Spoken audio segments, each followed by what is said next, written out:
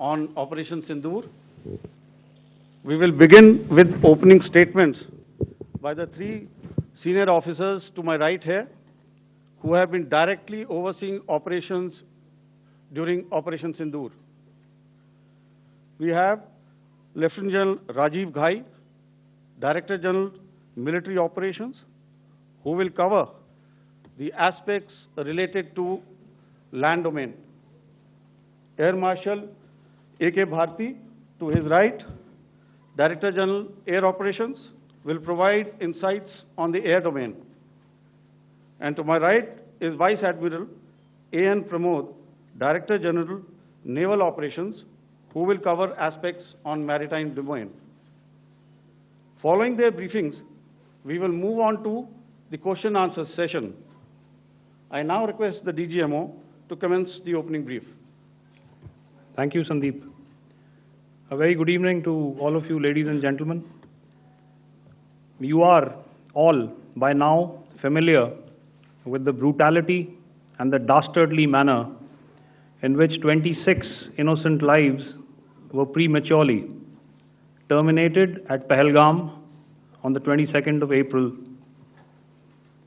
When you combine those horrific scenes and the pain of the families that the nation witnessed with numerous other recent terrorist strikes on our armed forces and defenseless civilians, we knew that the time had arrived to make yet another compelling statement of our resolve as a nation. Operation Sindoor was conceptualized with a clear military aim to punish the perpetrators and planners of terror and to destroy their terror infrastructure. What I do not state here, of course, is the often stated determination of India and its intolerance to terror. It set into motion a very diligent and microscopic scarring of the terror landscape across the borders and the identification of terror camps and training sites. The locations that emerged were numerous, but as we deliberated more, we realized that some of these terror hubs were now bereft of any presence and had preemptively been vacated, fearing retribution from us. There was also a term of reference and our own binding, self-imposed restriction to target only terrorists and thus prevent collateral damage. There were 9 camps that you are now all familiar with, which were confirmed by our various intelligence agencies to be inhabited.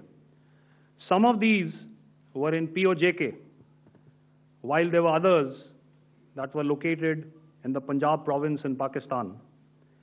Nefarious places such as Muridke, the hub center of the Lashkar-e-Taiba, has over the years bred infamous characters such as Ajmal Kasab and the likes of David Headley.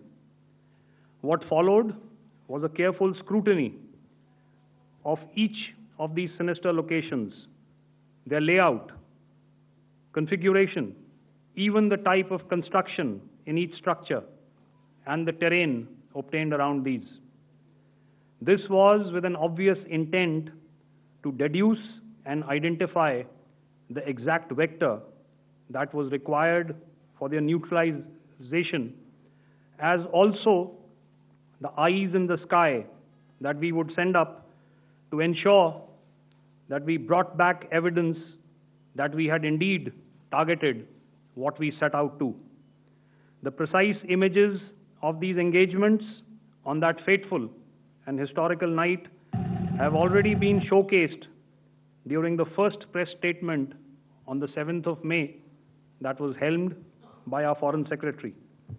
I have no doubt in my mind that we achieved total surprise, and those strikes across those 9 terror hubs left more than 100 terrorists killed, including high-value targets such as Yusuf Azhar, Abdul Malik Rauf, and Mudassir Ahmed that were involved in the hijack of IC-814 and the Pulwama blast.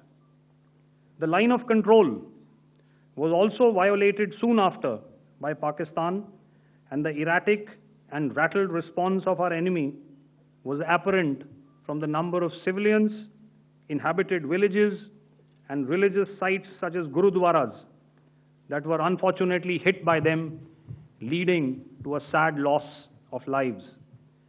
The Indian Air Force played a major part in these strikes by engaging some of these camps, and the Indian Navy provided wherewithal in terms of precision munitions. The Indian Air Force obviously had their assets up in the sky, and I will here request Air Marshal Bharti, the Director General of Air Operations, to detail for you the methodology that the men in blue adopted to successfully manifest this mission. Thank you, Rajiv. A very good evening, ladies and gentlemen. It indeed is a difficult time that we have to come here like this and brief you. We could have done without this, but we had no choice. As the DGMO has detailed, the event was precipitated by the dastardly act at Pahalgaon. The sequence of events have already been detailed. We carefully selected the targets, and out of the 9 selected targets, the target systems that were given to the Indian Air Force were the notorious training camps at Bhavalpur and Muridke, these being further from the international boundary.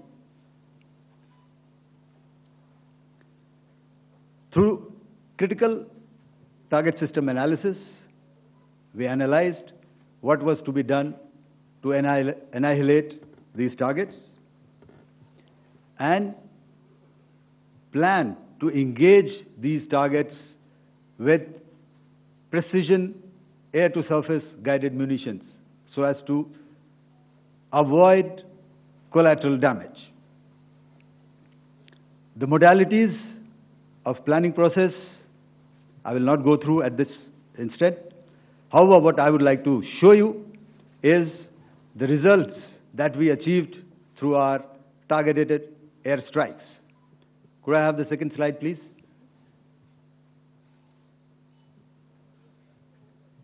Yeah, change, please.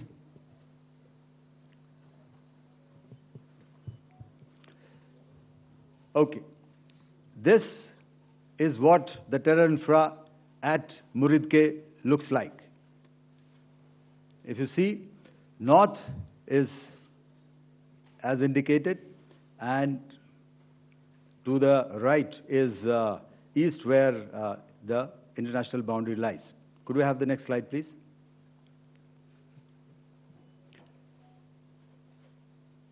Orientating. Just go back to one slide. Okay. Please have a look at this red building, the series of buildings out here, and this empty ground. Next.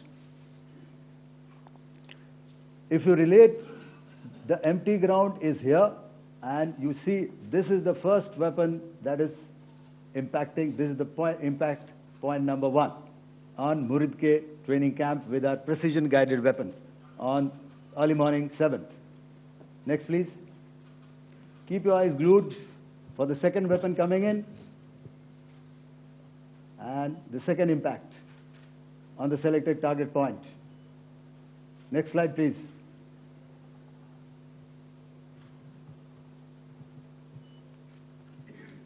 Third weapon, third impact. Continue. And fourth weapon, fourth impact. So through these targeted and precision targeting, we addressed the target at Muridke, which was the turning infrastructure. Can you hear me? All right. Okay, I'll come closer to the mic. Now we go to the next target, which is the Bhavalpur training camp. Next slide, please. Okay, just wait. So the effect, if you see, the impact point, if I can point out, this is the impact point. The ammunition has gone through the roof and it has created a blast inside, the photographs of which you would have, all of you would have seen. And the red building, after that, there was this double-story building. It has been completely decimated by precision targeting. Next, please. The target system, which was in the north, a series of buildings. I will show you how it looked. Next. Completely destroyed by our precision targeting. Next. Now coming to Bhavalpur, this is the target complex that we are dealing with, a fairly large target complex. So we had to carefully choose the points that we needed to address, which were high value and which would meet our stated objectives of eliminating the terrorists. I would like to draw your attention to this red canopy, and in relation to that, I would cover the targets. One target system is a series of buildings here, other one here, and other one out here. Next slide, please. This is how it looked before, and this is how the building looked after the impact of the weapon. And orientation in relation to this red canopy, you can see here. Next, please. Before, next, and after. The roofs have completely collapsed. Next. This is the target system. Next. Precision targeting, and we have achieved our objectives here. Next. All right. So that was what we did on the 7th. Our objective was to address these two terrorist camps, and that we did with precision. And thereafter, we maintained a robust air defense posture, because remember, our objective was to target the terrorists and terrorist infrastructure, not any other infrastructure, not the Pakistani military, not the Pakistani any other infrastructure. So that is what we have maintained on the 7th of May. However, what we saw in the evening of 7th of May, we were saturated with a raid of Pakistani unmanned aerial vehicles and small drones. And these came in waves in our civilian areas, over our military installations, and all of them were successfully intercepted. Few of them did manage to land. However, there was not much damage that they did. And we have our robust counter-US hard kill and soft kill systems which did the job. However, the difference here was that we had targeted the terrorists. The adversary now has targeted our civilians and the military infrastructure. So it had to be responded to. So in a quick and calibrated response, that very night, we struck their radar installations at Lahore and close to Gujranwala, the LYT installation, to indicate to him that we are ready, yet we do not want to escalate. Our fight was with the terrorists and not with the Pakistani military establishment. Thank you. Thank you, Air Marshal Bharti. So, ladies and gentlemen, he's outlined operations not only on the night of 6th and 7th of May, when Operation Sindoor commenced, but also on the subsequent night. Being well aware and familiar with the congenital and impulsive nature of our adversary, and even though we did attempt to reach out and communicate our compulsions to strike at the heart of terror to my counterpart in the immediate wake of Operation Sindoor. The request was brusquely turned down, with an intimation that a severe response was inevitable and in the offing. We were, of course, prepared. Operations on the 7th and the 8th, Air Marshal Bharti spoken about. On the night of 8th and 9th of May, they flew drones and aircrafts into our airspace all across the borders and made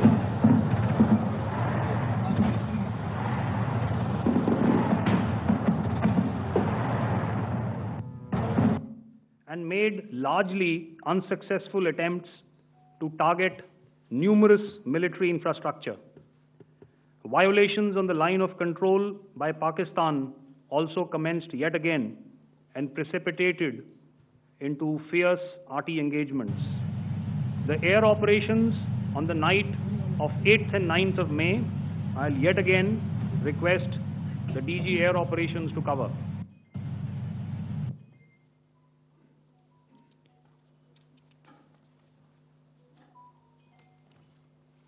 So I just covered what happened on the night of 7th and 8th.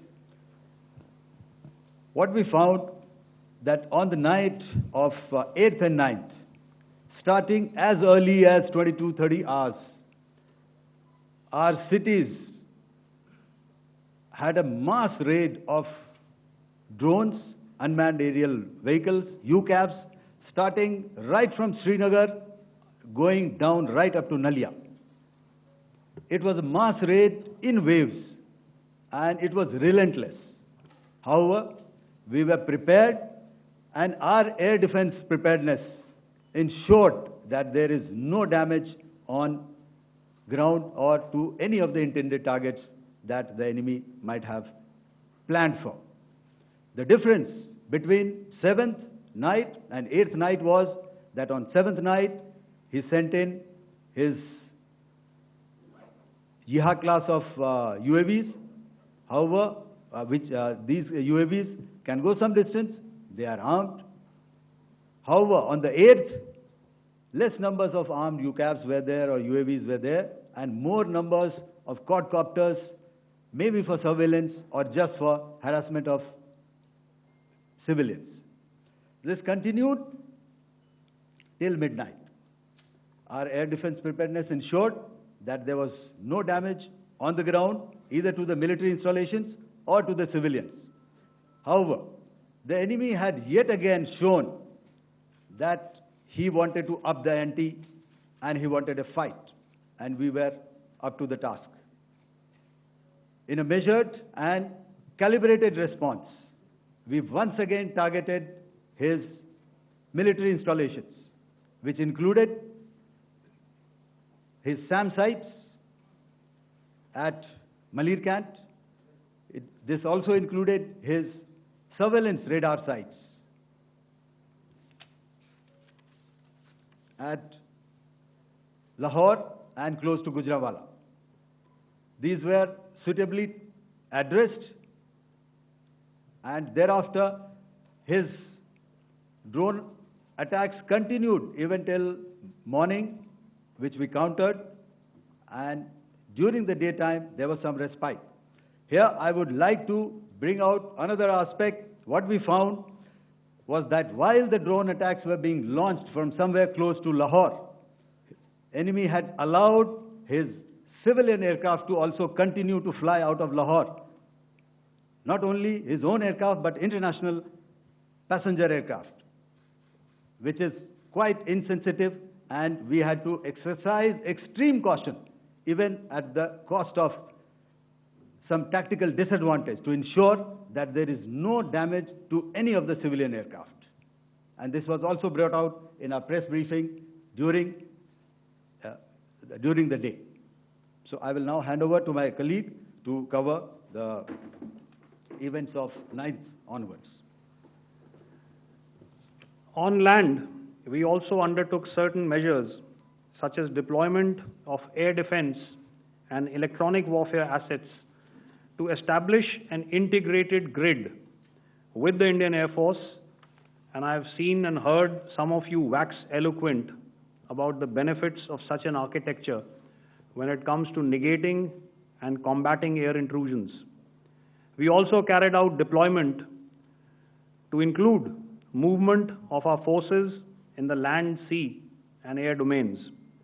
The night of the 9th and the 10th of May saw similar intrusions by drones and aircrafts, and this time there was a concerted effort to target airfields and some very, very important logistic installations, albeit yet again unsuccessful and denied gallantly and efficiently, I must say, by the integrated Indian Air Force and Indian Army Air Defense. We further strengthened our deployment and also initiated some pressure points to send a very clear and unambiguous message to the other side to desist from any misadventures on land. Some of the airfields and dumps saw repeated attacks in waves from the air. All were thwarted.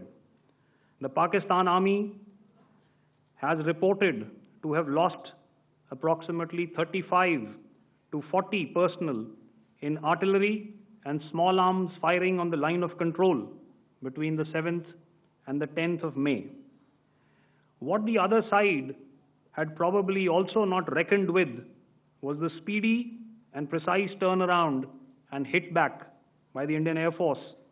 And I will yet again ask Air Marshal Bharti to speak about these significant and game-changing strikes. I will thereafter request Vice Admiral Pramod, my colleague and Director General of Naval Operations, to tell us about some very telling naval maneuvers in the Arabian Sea that exerted pressure on the night of 9th and 10th of May. Over to you, sir. Thank you. Commencing about 2000 hours, that is 8 p.m. local time, on 8th of May, several Pakistani unmanned aerial systems, drones, combat vehicles attacked multiple IF bases. These included Jammu, Udhampur, Pathankot, Amritsar, Bhatinda, Nal, Dalhousie, Thois, Jaisalmer, Uttarlai, Falodi, Nalia. These were almost simultaneous and they came in waves. All our AD guns and other systems were waiting for them. All these waves were neutralized by our trained crew using the air defense systems that they have, and also some of them were utilized using our legacy systems like Pechoras and IF Summer, which we have recently acquired. And some were neutralized by the Garud snipers. There was no damage on ground from these incursions and these mass raids, if I could call them, from the Pakistani side. However, following these relentless attacks on our air bases, on our forward positions, and on our civilian targets, this was time to convey some message to our adversaries. And therefore, a decision was taken to strike where it would hurt. And towards that, in a swift, coordinated, calibrated attack,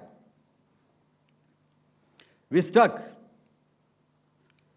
his air bases, command centers, military infrastructure, air defense systems across the entire Western Front.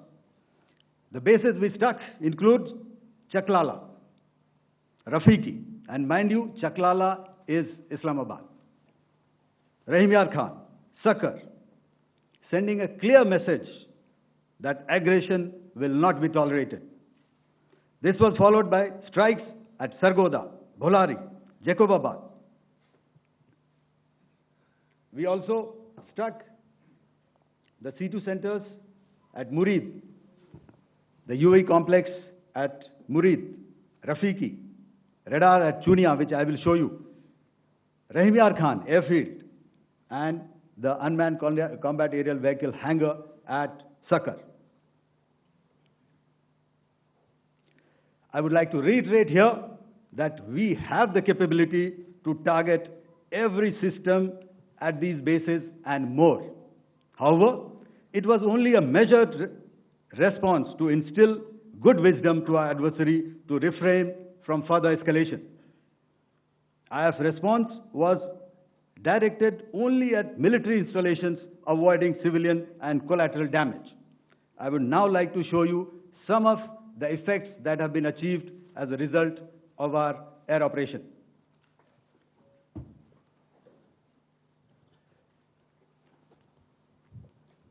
Here is the Pasrur air defense system, if you could see. Zoomed up view, this is the radar mounted on a high tower. And after the strike,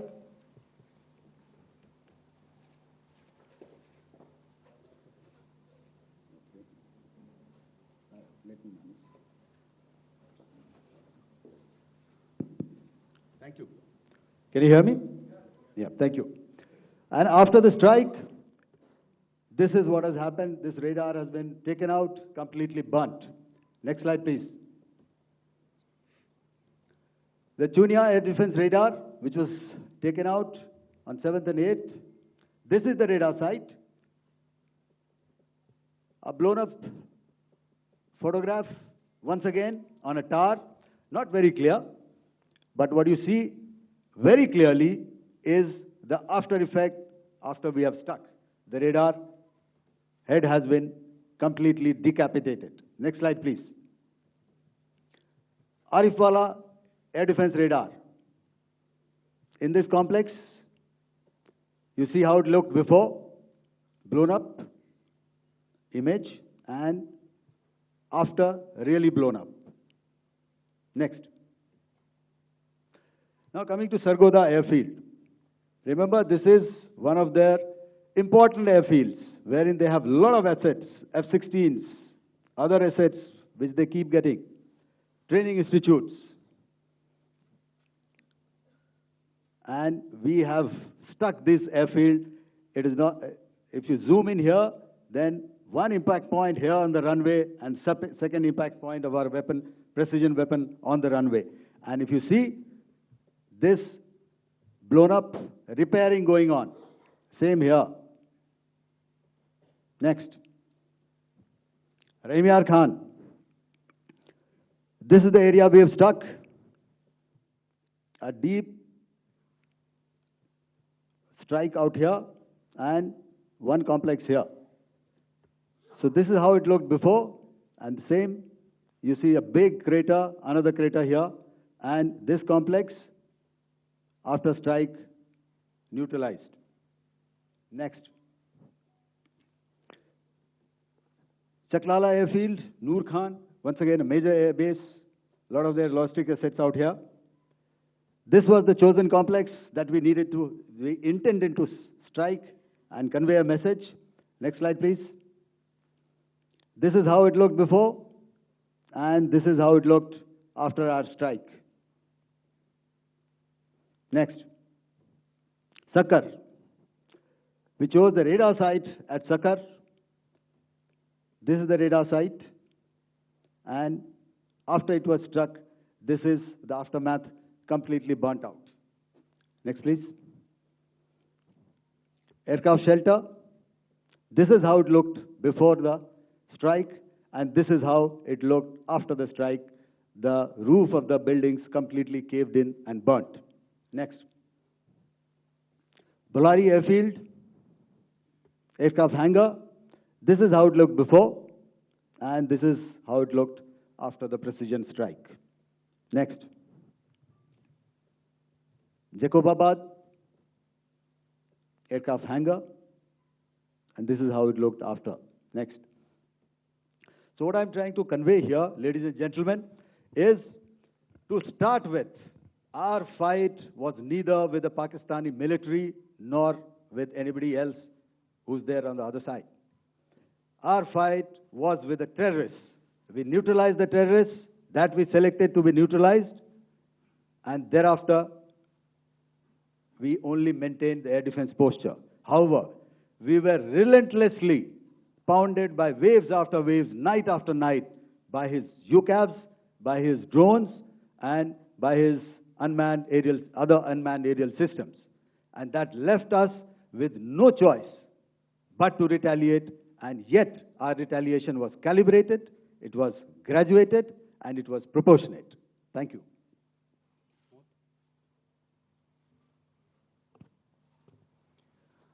Good evening, ladies and gentlemen.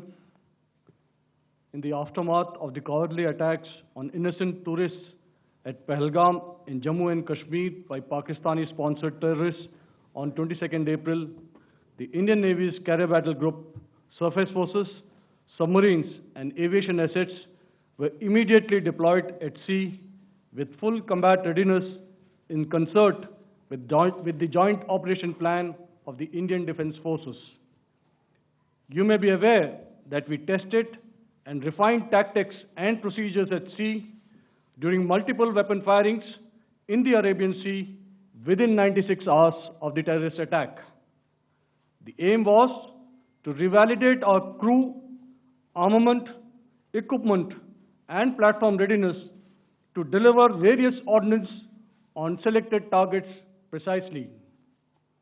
Thereafter, our forces remained forward deployed in the Northern Arabian Sea in a dissuasive and deterrent posture with full readiness and capacity to strike select targets at sea and on land, including Karachi at time of our choosing.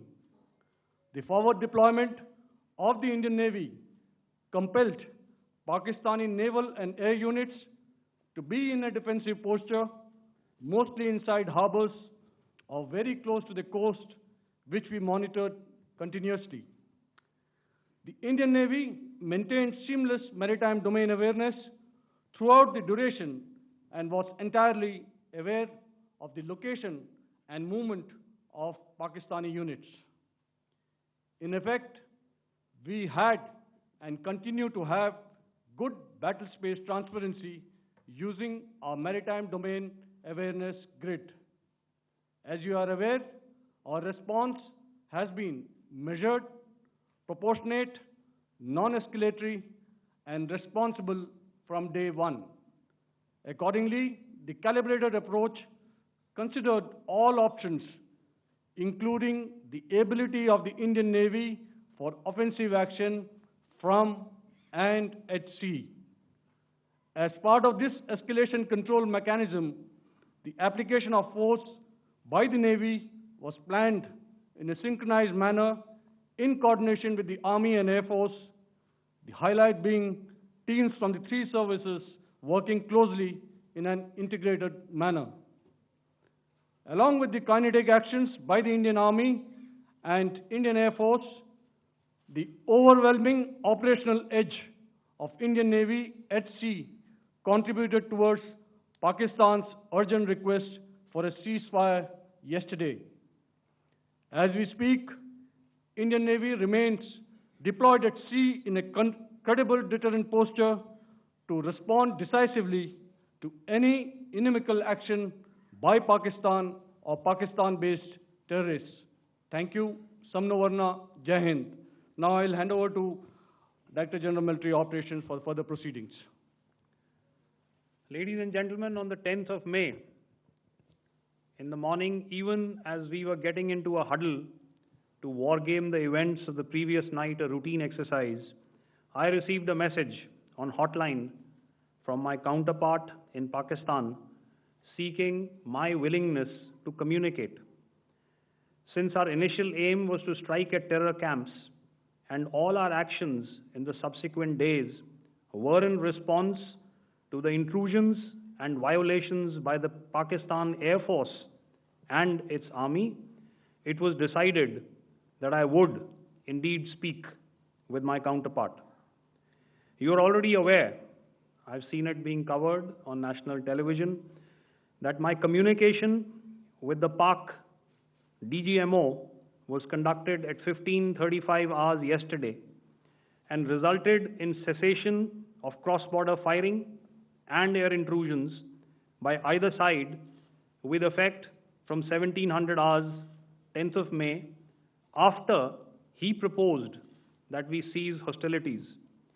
We also decided to further speak on the 12th of May, that's tomorrow, at 1200 hours, to discuss the modalities that would enable the longevity of this understanding. However, disappointingly, and must I add, expectedly, it took only a couple of hours for the Pakistan Army to violate these arrangements by cross-border and across the line of control firing, followed by drone intrusions across the expanse of the Western Front through last night and in the early hours of the morning today. These violations were responded to robustly and dealt with as they must be.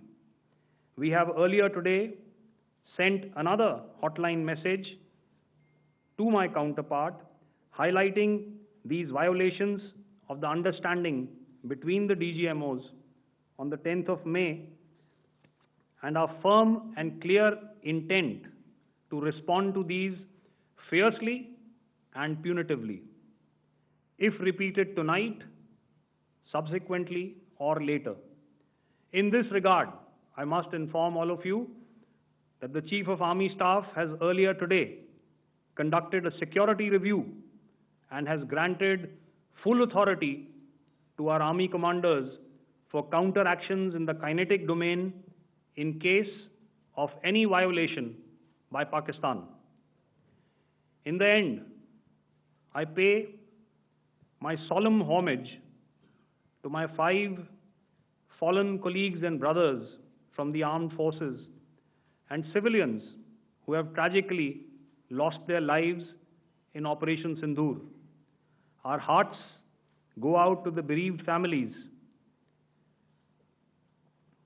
and we express our solidarity to them in this lifetime and beyond,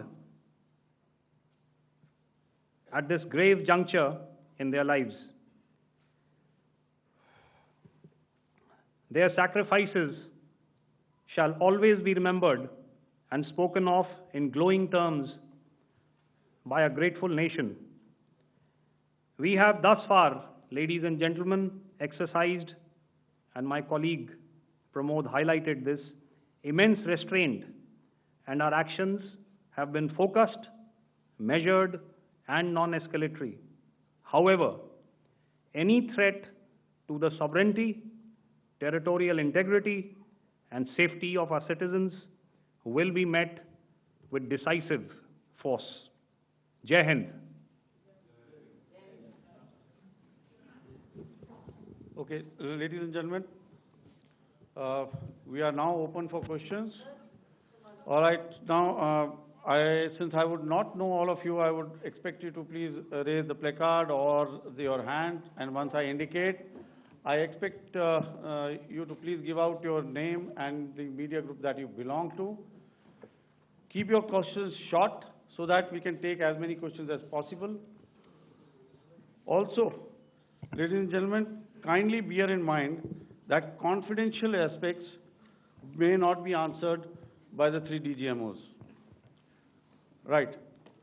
I've got a lot of hands there. Let me start from the left. Left foot always in front when we start marching. So here we have to the left, okay. Yeah, 238. Hello. So this is Manas Pratimudyan from PTI, Press Trust of India. So the understanding that was reached yesterday on stopping the military operations and actions, was it for just 3 days? And what would be the cost escalation if there is violation of this understanding by the Pakistani side?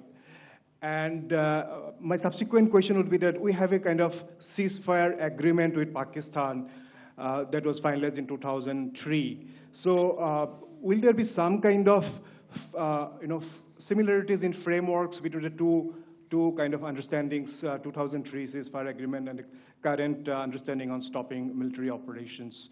And again, what are the cost that will be incurring on Pakistan if Pakistan again resorts to these kind of terrorist activities, because we have made it very clear that the cost will be very high. So I would like to have your thoughts on it. Okay, so I'll answer the latter part of the question first. I also want to add that while the initial ceasefire agreement, as you correctly pointed out, is of the 2003 vintage, but I must remind you that in 2021, in the month of February, and this was then when the crisis in eastern Ladakh was also on, the two DGMOs had spoken and arrived at a ceasefire understanding that lasted right up until this unfortunate attack at Pahalgam. Once our Foreign Secretary had announced the decisions of the CCS in the immediate wake of that attack, he had announced certain measures, and then of course Pakistan had in turn made its own announcements. Since then, there have been certain violations of this ceasefire understanding, and of course after the 7th of May, like I pointed out during my statement, that there have been numerous violations on the line of control especially, and of course along the international boundary by the Pakistan Army and the Pakistan Air Force. This understanding that we spoke about yesterday, no, it was not for 3 days.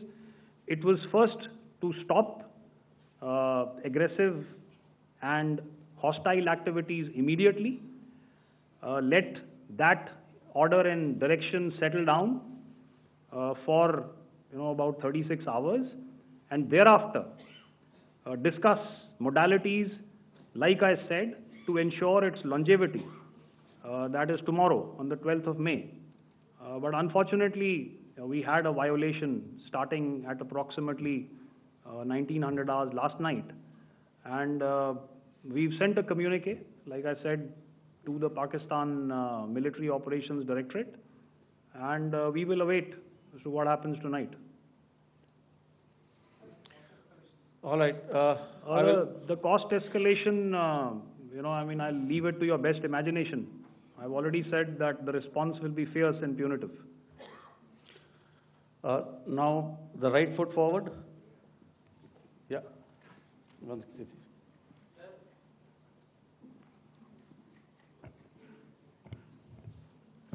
Sir, I am Ajit Dubey from ANI, sir. Sir, my question is that you talked about the loss of lives to the Pakistan Army, that was around 35 to 40 kills secured by the Indian Army. Sir, can you tell us what would be the total loss of life to the Pakistan Army in both Army and Air Force attacks, sir? And how good was the performance of the BrahMos, Scalp and the S-400 during the operations? And sir, since we have just one no line, multiple sir. questions, please. Sir, all right. and since sir, we have achieved such a spectacular, we have made good achievements in this entire operation. Can we say that we have emerged victorious, or we have a big upper hand over the Pakistanis in this entire conflict? Thank you very much, sir. So I'll answer the question about the loss of lives on the other side. Of course, there are various means to ascertain that number. There is information from various agencies that come in. There are, of course, on the line of control, other ways to find out as to what has been the effect of what you are doing there in ceasefire violations. So therefore, I mentioned 35 to 40 on the line of control, and please remember that once Operation Sindoor was launched, the responses of the Pakistan Army were also on Indian Army or the Indian Armed Forces infrastructure. Let me put it that way. So that's why I did not cover casualties of the Pakistan army, at least in the initial phases of battle, because those were not our targets. Our targets were terror-oriented, and of course later, once they launched air intrusions and air operations on our infrastructure, we've used heavier weapons, and of course there would have been casualties, but those are still being assessed. The effects of the weapons that you mentioned, I will request Air Marshal Bharti to apprise all of you about those. Good evening, Mr. Sujit. How are you? Ajit. Okay, we're meeting after some time. I never mentioned about any of the weapons that we used. Check. Okay. What I was saying, that I never mentioned of any of the weapons, the caliber that we used. All right, so we'll leave it at that. Those are matters of operational details which I would not like to go into. But suffice to say that whatever methods and whatever means we have chosen, it had the desired effects on the enemy targets. How many casualties? How many injuries? Well, to start with, our aim was not to inflict casualties, but in case there have been, it is for them to count. Our job is to hit the target, not to count the body bags. And the last part of your question, I wonder if you read out the tweet on ADG-PI at midnight once we'd done what we had to in Operation Sindoor. And that's credit to my friend here on the left. Justice has been served, Ajit. That is all that I will say. Ajit, I'll request you to, refrain putting words into his mouth. All right. Yeah, I'll come back to the left. 147. Sorry, 47. No, one more. 47. Did I see it here or? Yeah. Good evening, gentlemen. Sorry, 147, I saw it there. Sorry. Yeah. Since I've already said, 147, start please. Hi, sir. Good evening. This is Shivam Patel from Reuters News Agency. Thank you for giving me the opportunity. My question, sir, is how many military targets did Indian Armed Forces strike in Pakistan in response to the attacks from Pakistan? How were these targets selected? And how many troop casualties have been there in total on both sides, if you can give details? Thank you. I'm sorry, where are you? I haven't spotted his. He's to the right. Okay. Can you just repeat that for me, please? Sure, sir. So my name is Shivam Patel. I'm from Reuters News Agency. My question is, how many military targets in total did the Indian Armed Forces strike in Pakistan in response to the attack from Pakistan? How were these targets selected? And how many troop casualties have been there on both sides, if you can? So you're speaking of the targets that I mentioned in the wake of the attack at Pahalgam, right? Yeah, I think it's amply clear to everybody here that the Pakistan army has not crossed the international boundary, neither in the plain sector nor on the line of control. So the intrusions have been in the air.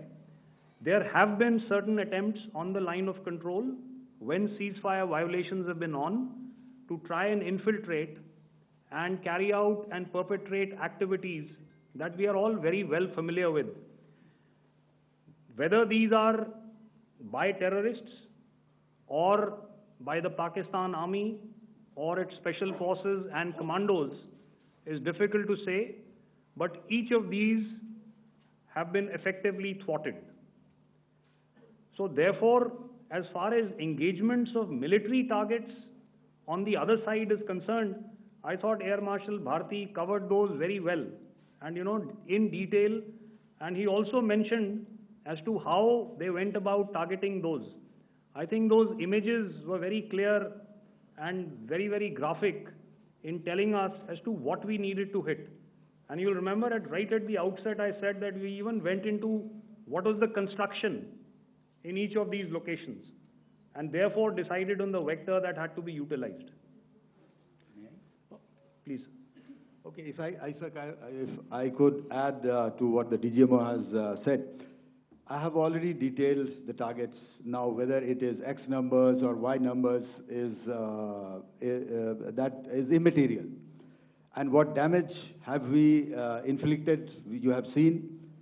What are the casualties on the other side? As I said, that is for them to count. As far as we are concerned, from the air defense side, if they had a choice, they would have definitely come in. They are fighters, there are more numbers of UCAVs. It is not that they did not intend to come in. It is only that our robust AD posture prevented them from coming in. So that must be known, and that must be realized by all the audience here. Yeah, I'll come to the left now, 24.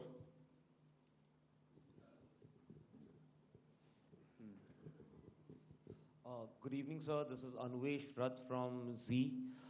Sir, I wanted to know on the first briefing, which was done by FS and two representatives from Air Force and Army, you showed a list where there was 21 places in that list. You have stuck 9. Are more operations going to be held? Is Operation Sindoor still on? And the second question, thank you, sir. Thank you so much. And also, I want to congratulate all three of you for a fantastic operation that you guys have done. Thank you so much. Thank you so much for that one question. Yeah. Sir, the question. Unfortunately, Rath, is that your name? I'm sorry. You know, as far as operational details are concerned, I am not in a position to share those right now. But I think I'll take a cue from Pramod. You know, he said towards the end that the Indian Navy is still in a posture that is deterrent. And I have already made it very clear towards the end of what I said that it's only a couple of hours ago that the Chief of Army Staff has carried out a security review, and he's authorized our Army commanders to deal with violations of any kind from across the borders in a manner that they deem fit. So, again, to reiterate, the response will be fierce and it will be punitive.